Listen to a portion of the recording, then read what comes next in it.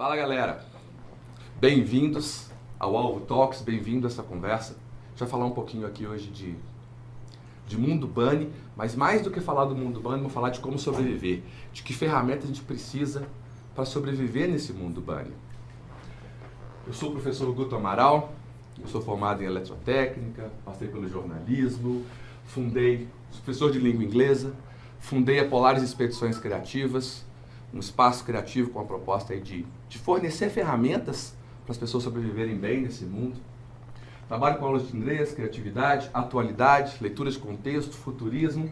Sou também escritor, produtor cultural e mestre cervejeiro.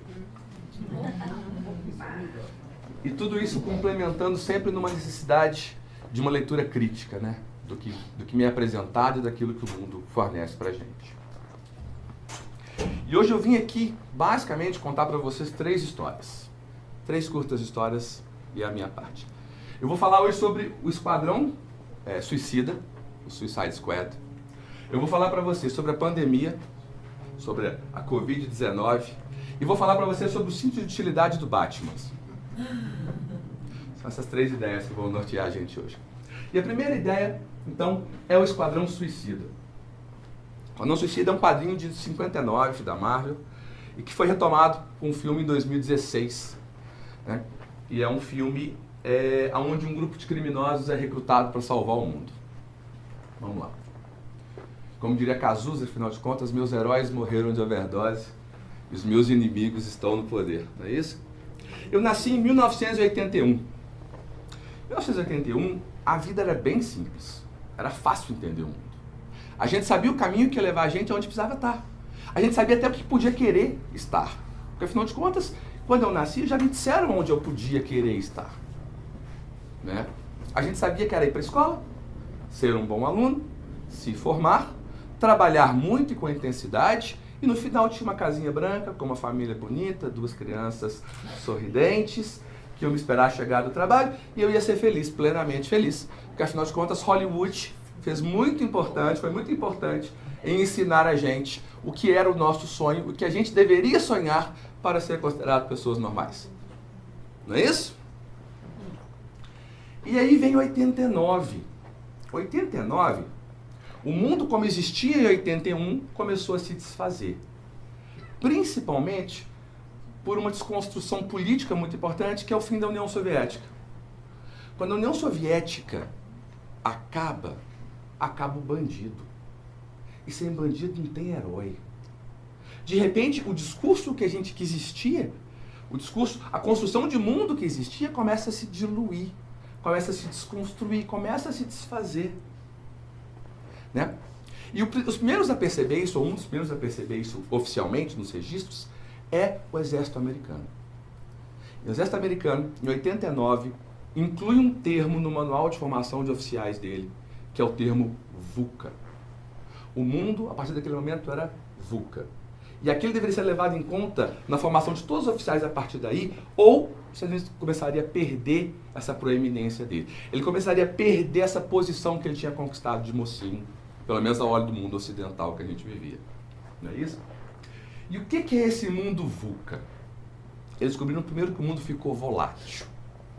Que as coisas que demoraram 50 anos para mudar, começaram a mudar em alguns meses.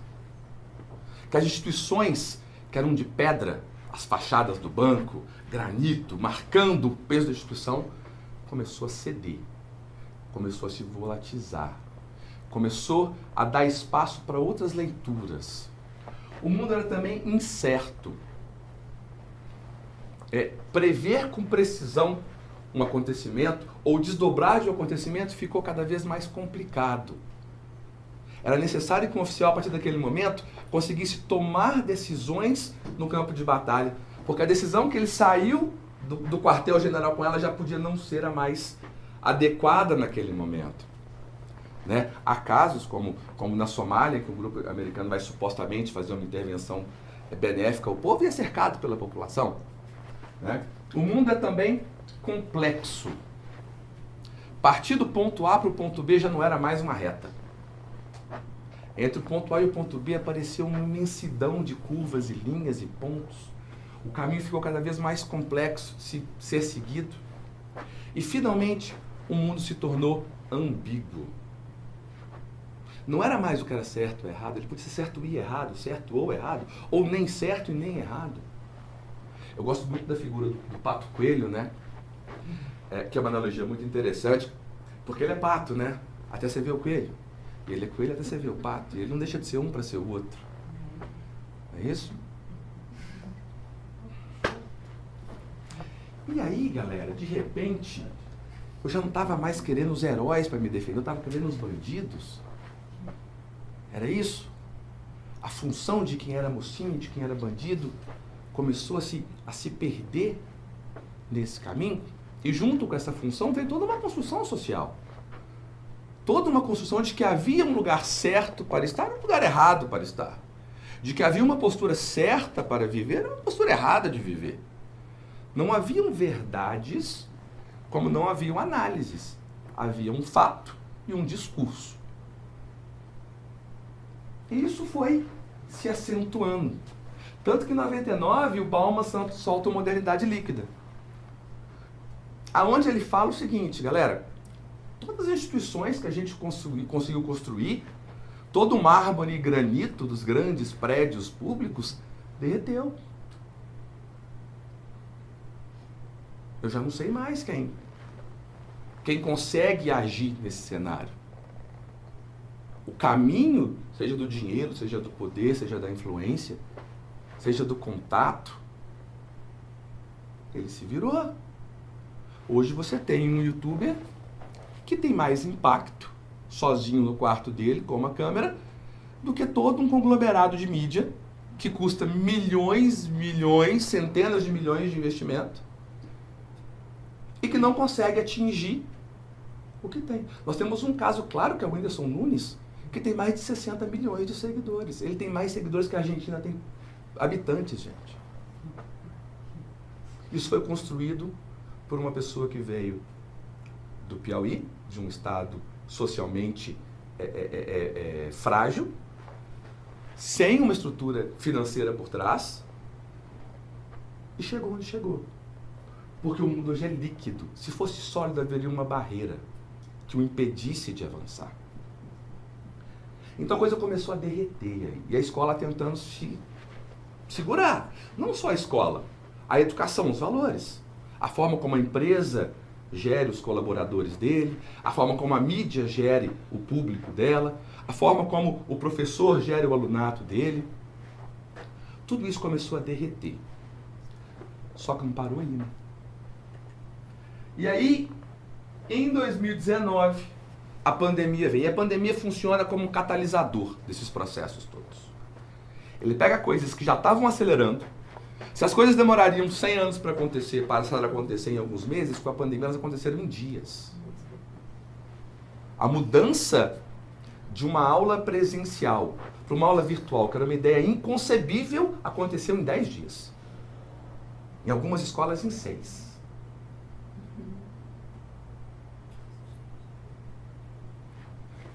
E aí, o antropólogo americano Jamais Cássio, ele olha para isso e fala assim, já não é mais VUCA.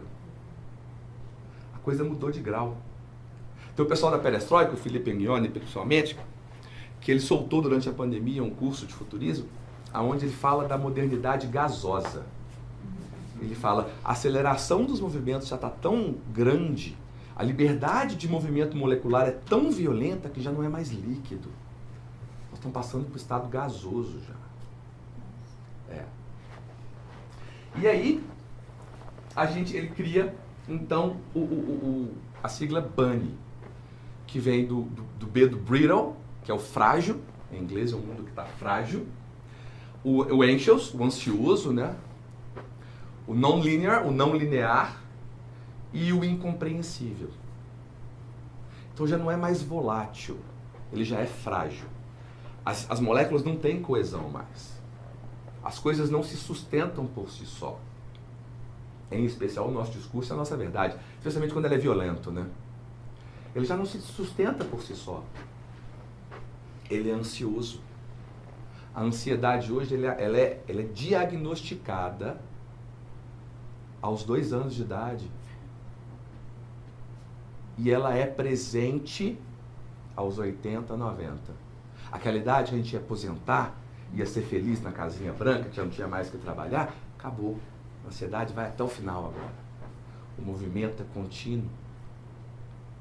Nós queremos e precisamos lidar com um mundo que não tem mais respostas.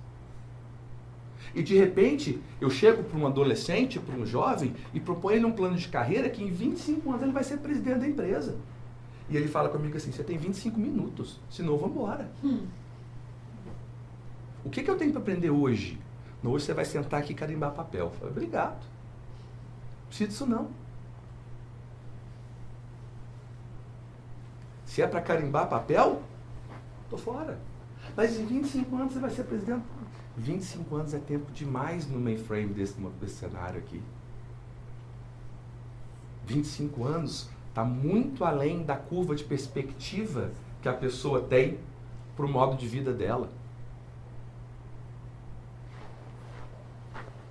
Não linearidade, né? Não dá mais para ir do ponto A ao ponto B. Aliás, uma das primeiras coisas que eu notei junto no meu trabalho, onde eu lido muito com jovens e com pessoas já mais adultas, e ao ensinar a língua inglesa, eu lido com os dois públicos, porque o inglês é um conteúdo que você tem alunos em todas as idades, sempre voltando para aprender. Você começa a perceber que o pessoal que foi educado pré-mundo VUCA, ou pelo menos pré-mundo BANI, o cérebro dele ainda acessa as pastas por categoria. Então eu vou lá na minha aula de gramática, acesso o simple present, busco a conjugação do verbo to be, acesso os pronomes e sei que a conjugação do pronome he, do to be para he é is. Perfeito. Aí chega o jovem, igual aquele meme que fica aquelas fórmulas voando assim, aquela musiquinha de fundo. É aquilo, galera. Não há nenhuma relação e ele nem vai tentar buscar a estrutura, porque ele não faz essa perna mais. Porque ele aprendeu o verbo to be a primeira vez vendo um anime japonês que estava dublado em inglês, porque o em português não tinha chegado ainda. E depois ele viu esse mesmo, um dia que ele estava tentando ajudar um colega a fazer o dever de casa, porque eles tinham que jogar. Que ele queria jogar multiplayer, então ele precisava ajudar o colega a terminar um dever rápido. Ele foi lá e pesquisou. E a terceira vez, ele viu no dia que tinha a prova. Que ele tentou lá pelo texto deduzir, achou lá uma palavrinha e copiou igual. Então não tem mais uma estrutura de raciocínio em forma de raiz, de árvore, que vai te levar até o ponto. A informação hoje, ela é não linear.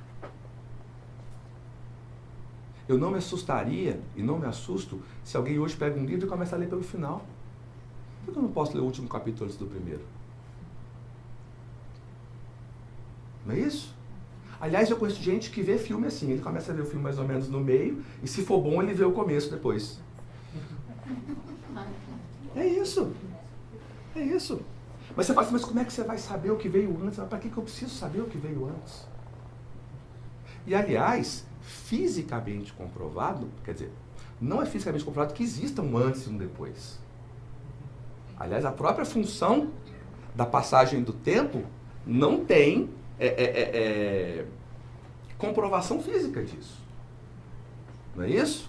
O Hawkins falava que ele sabia que o tempo existia enquanto quarta dimensão. Mas por que nós não podemos andar na quarta dimensão, tanto para o sentido quanto para o outro, ainda era incompreensível fisicamente?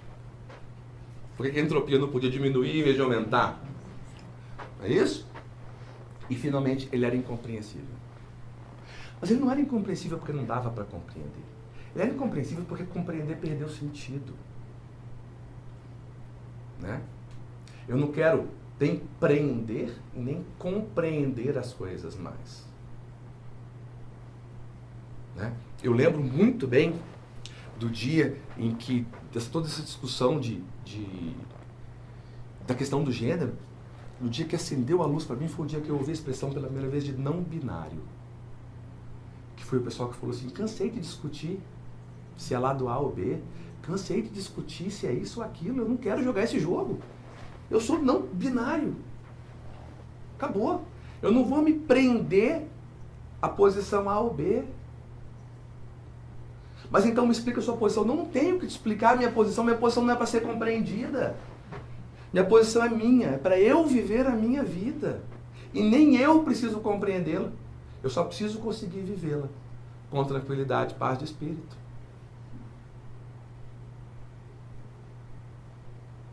E aí você vê o resto do mundo começando a cair, né? Aquele começou a fragmentar lá em 89, e as placas estão caindo no chão já. E aí a gente chega na terceira história, que é a famosa pergunta, e daí? O que eu faço disso? E aí, uma das ferramentas que a gente vai ver depois é a questão da curadoria. E essa ideia eu peguei de um grande referência que eu tenho, que é o Murilo Gun, da Keep Learning School.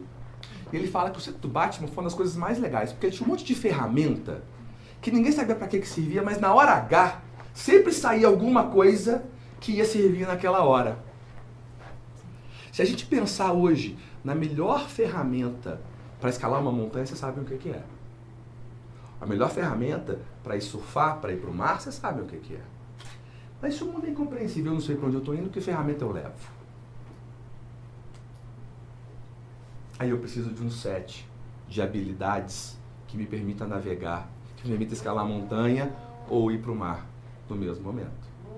Eu preciso de um grupo de ferramentas que me permitam navegar os diversos cenários, os diversos locais. E aí, então, eu trouxe para vocês aquilo que são, na minha opinião, as melhores e mais úteis ferramentas para que a gente navegue nesse mundo gasoso, essa modalidade gasosa do futuro. E a primeira é, se o mundo é volátil e é frágil, eu preciso de agilidade. Eu preciso de agilidade de pensamento. E é por isso que não dá mais para decorar conteúdo na escola. É por isso que não dá mais para fazer alguém repetir um trabalho durante 6 meses, 1 ano, 2 anos, para ele aprender a cultura da empresa. Não dá mais. Eu preciso de agilidade. Eu preciso ser capaz de reagir imediatamente ao que me é proposto. E para isso eu preciso de protagonismo. Eu preciso de capacidade de tomada de decisão. Eu preciso de análise de contexto. Eu preciso de agilidade. Quando eu faço trabalhos com meus alunos, eles falam assim, conta pra gente o que vai ser pra gente se preparar. Eu falei, não, só falo na hora. Porque eu quero que vocês aprendam a lidar com a questão. Eu não quero que vocês fiquem o dia inteiro pesquisando coisa na internet para vir cá e me dar um monte de coisa que vocês memorizaram. Eu quero que você raciocine em cima daquilo que você tem e construa. A partir daí, para o mundo que é incerto e ansioso, a melhor solução é curadoria de informação. Nós temos hoje, a cada segundo, mais de 100 horas de conteúdo postado no YouTube. Nós temos hoje, a cada dia, mais livros sendo publicados que vocês conseguiriam ler durante toda a vida de vocês. A cada dia. Fora o que já foi. Se eu não eleger meus curadores, eu vou ficar doido. O que é o curador? O curador é alguém em quem você confia e que você confia que vai trazer a informação para você de uma forma que você consiga digerir. Você não pode confundir um curador com um formador. Ele não está para te formar, ele está para te trazer os elementos que você precisa. Aliás, essa é uma função do professor que o professor precisa aprender a fazer. Curar a informação. Trazer insights relevantes.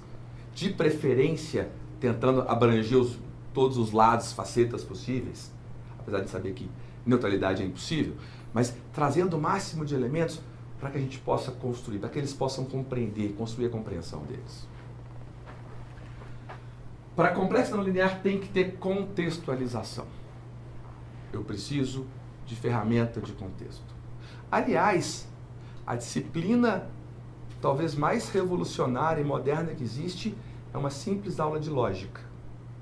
De preferência, lógica básica, ou aristotélica, talvez pudéssemos falar assim.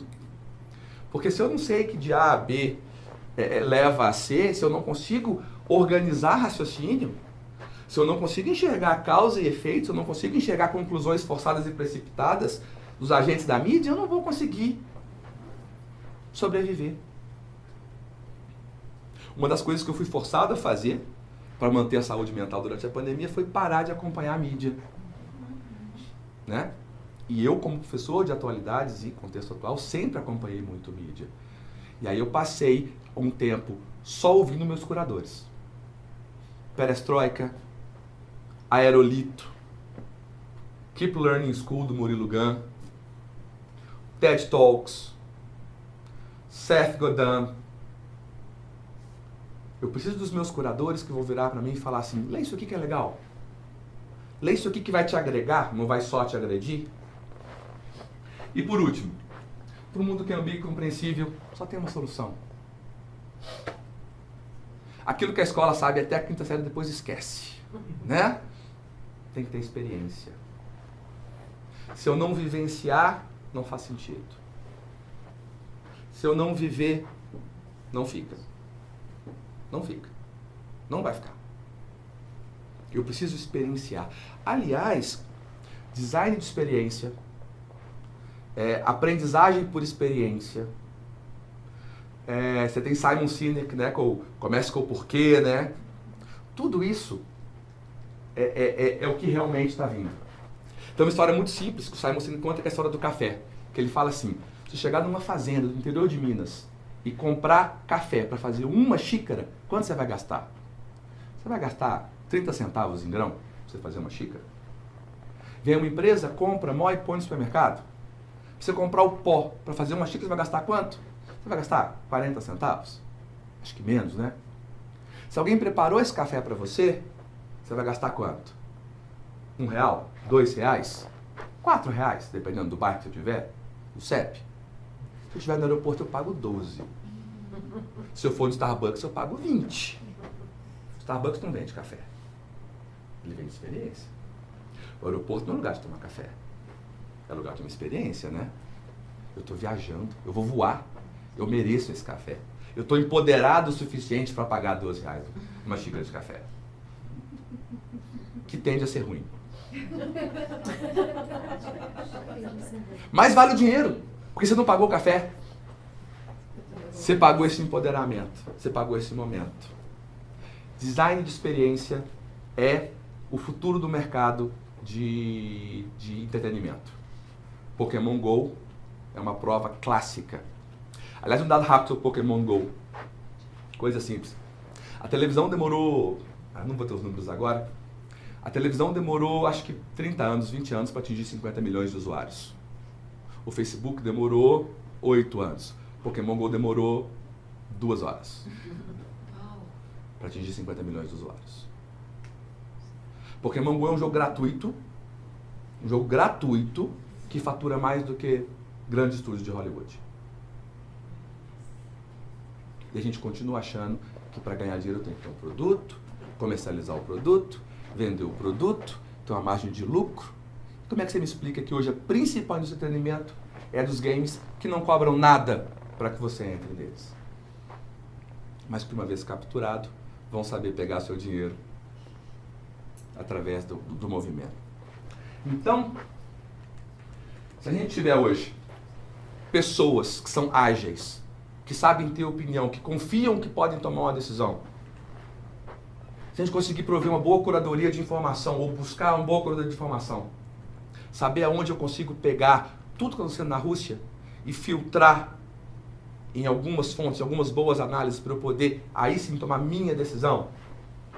Se eu tenho uma boa capacidade de contextualização, se eu não deixo me vender em uma lógica equivocada, se eu não deixo a pessoa falar que já que Deus criou Adão e Eva, então só tem 2 modos de pensar na face da Terra, se eu não permito que o conhecimento se perca no teórico, se eu, aliás, trago para o mundo prático esse conhecimento, aí eu estou pronto e vou conseguir sobreviver ao mundo VUCA, ao mundo BANI e ao próximo que vai vir por aí, né? Porque na velocidade que a coisa está indo, não demora muito não. Foi um prazer, gente. Muito obrigado. Aqui ficam meus contatos, Instagram, WhatsApp. E a gente faz esse trabalho aí de palestras em empresas, em escolas. né? Formação de curso, gestão de projeto social, faço meus saraus, vou lançar meu segundo livro na Bienal do Livro de BH. Então, movimento, sempre em movimento. Obrigado, gente.